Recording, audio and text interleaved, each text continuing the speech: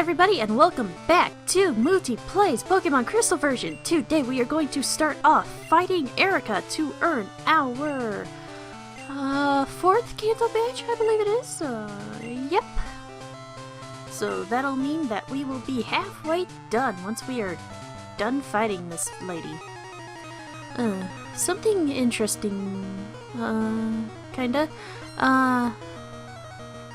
In the anime, or the cartoon, the show that's animated and appears on TV on Saturday mornings, I think. And it's aimed at little kids, and it stars the Pokemon with the talking and the Ash and the always 10 years old and yada yada yada. Anyways, on that show, back in the beginning, when they were doing the Kanto stuff, the thing with the Celadon City gym is that they were a very girl power gym, and boys weren't allowed in there, but back in Gen 1, you were kind of forced to be a boy, and you were kind of forced to break the rules there. And in the TV show, they had Ash cross-dress just to be able to get into the gym. Yeah.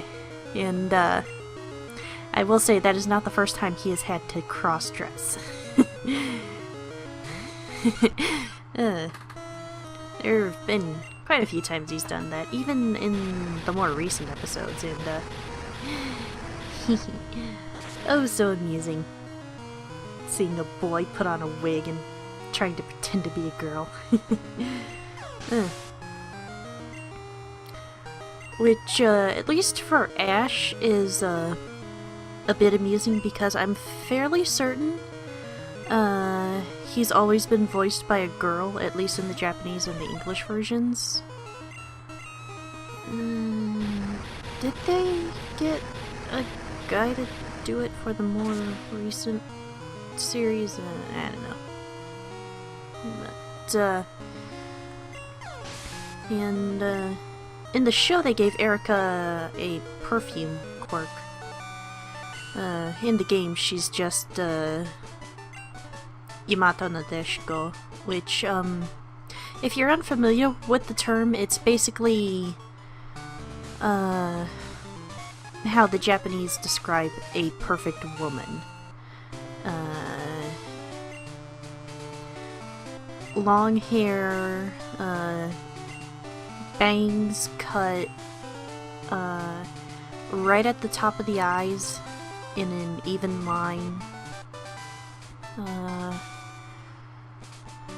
Wearing a kimono, and yeah, this one actually gives us a TM, Giga Drain, which back when I was first playing this, I remember teaching it to a Haunter because I couldn't evolve it into a Gengar since I was all alone.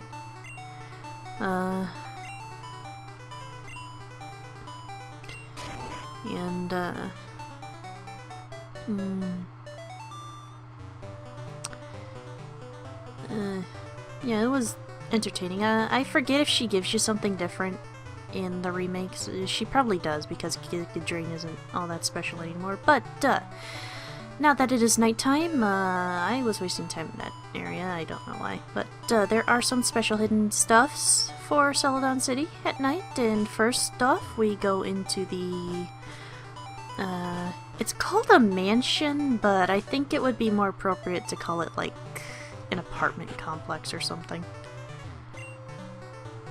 Or, is condominium the name for the whole building? Whatever. Home in the pitch black night. The bike suddenly slowed. The pedals became heavy. When he stopped pedaling, the bike began slipping backwards. It was as if the bike were cursed and trying to drag him into oblivion. The boy had been running uphill on Cycling Road. Ba-dum. Listening so patiently, you may take this. Gives you curse here, but I'm fairly certain he gives you a different TM in the remakes because Curse isn't as special anymore come Gen 4.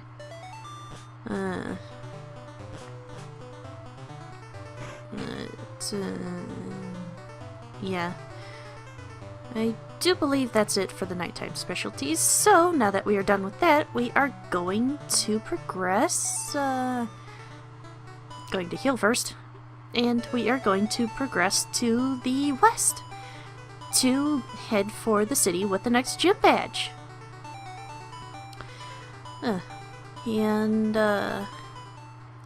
I will say, oh my gosh, I found another little cutie that I want.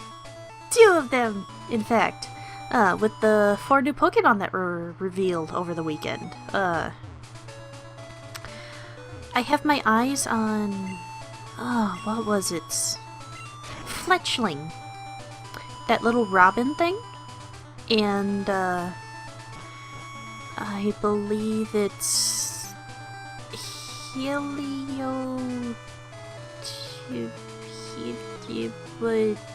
the yellow lizard thing. The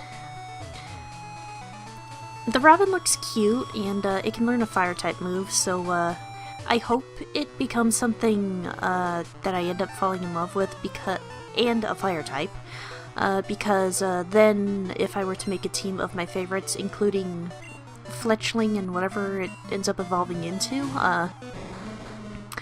I would actually have something to counter ice types, because my current top 4, they're all kind of weak to ice attacks, so it would be nice to have something on my team of favorites that would be able to counter that. And I have a particular attachment towards robins for some reason. I think it's just a state pride thing that was instilled in me when I was a kid, but I'm not going to get into specifics, but I live in the state where you can point to your hand to tell people what part of the state you live in, and if I got more specific before, and I'm being contradictory, then oops. But anyways, and that state, the state bird is the robin, and when I was a kid, I would like to go outside and watch the robins flying around in my yard, and they were pretty cute. Fletchling is more modeled on a Japanese robin, I think, and I'm fairly certain it's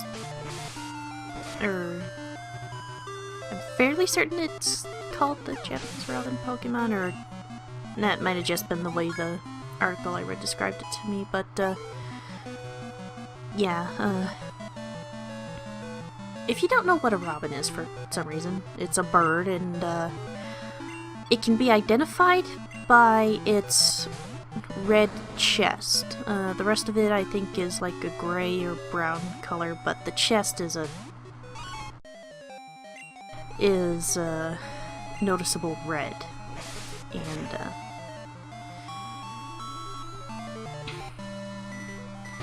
it'll be cute to see that little bird thingy in action. Again, hoping it's a fire type, and the electric lizard thing. I find the typing a little bit unusual for the thing that it seems to have a theme of, solar energy. Basically, I looked at the website, the official website, and the lizard is described as being able to just stand around in the sun and never be hungry because it gets energy from the sun. And that is really, really cool. And the move it has is even a move that's kind of like the electric version of Giga Drain. It does damage and heals half of what damage was delivered to the user. And I will admit I have fiddled around with the idea of making my own fake Pokemon Pokedex a few times, and one idea that I tended to stick with was a solar power Pokemon. And it's interesting to see Nintendo's take on the idea, or rather Game Freak. And so far the design is appealing to me, and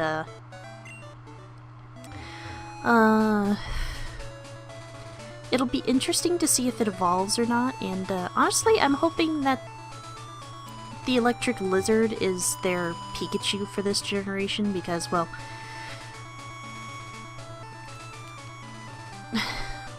it'd be a refreshing break from an electric rodent every season, you know? And, well, generation. And,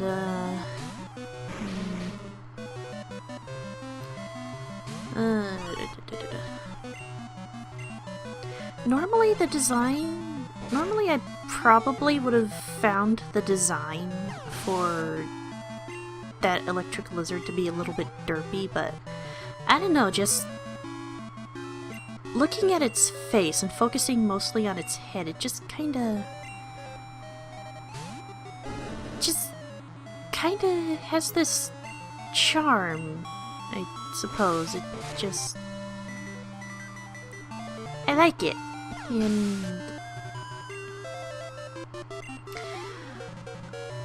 And with the 4 Pokemon that have been revealed this weekend, I do believe I'm starting to get a feel for the general art style of this generation, and I do think I like it. It'll be interesting to see how the Pokemon behave in full 3D, especially during the midst of battle. And props to the trainer designs this time around. I like the female trainer, and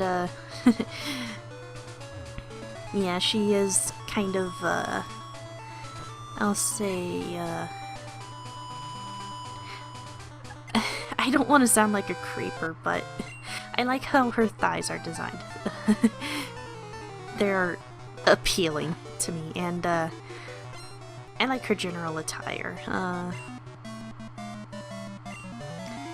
And while the options do seem severely limited, it's nice to see that you can at least turn a dimmer switch, so to say, on your trainer and make them bright, normal, or dark. Or not normal, medium. Medium's a better word. Normal is different for different people. So,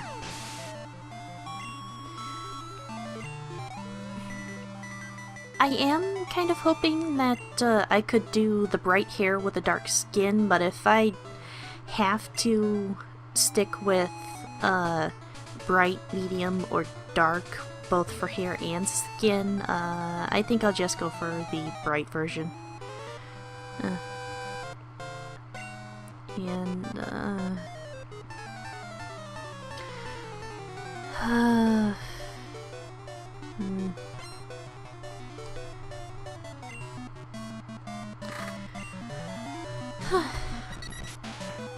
Yay, cute little Doduo.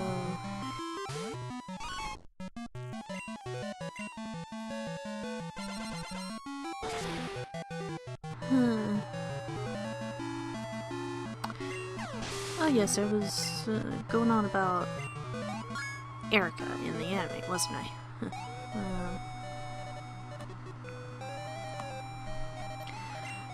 But, she was... Oh! A Dodrio! It evolves from Doduo at level 31. It has the same type, so its weaknesses are precisely the same.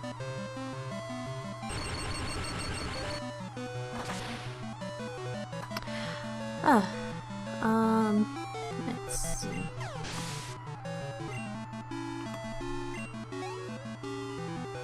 What is...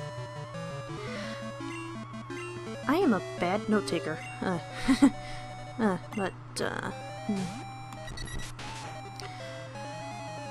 am looking forward to the new generation. Lots of things that I'm liking. Probably gonna fall for all the three-dimensional scenery porn, and it'll be neat to see how I can move a trainer in a three-dimensional space. And yeah, looking forward to Gen 6. Hello, PK Moody? It's your sidekick, Erwin. I heard. You got a magnet train pass. When I saw you departing on the ship, I felt sad I wouldn't be able to see you for a while. But since you have the pass, you can zip back anytime. That's reassuring. What, you can fly back anytime? What do you mean by fly? I hate having to hang up on you. Call you later.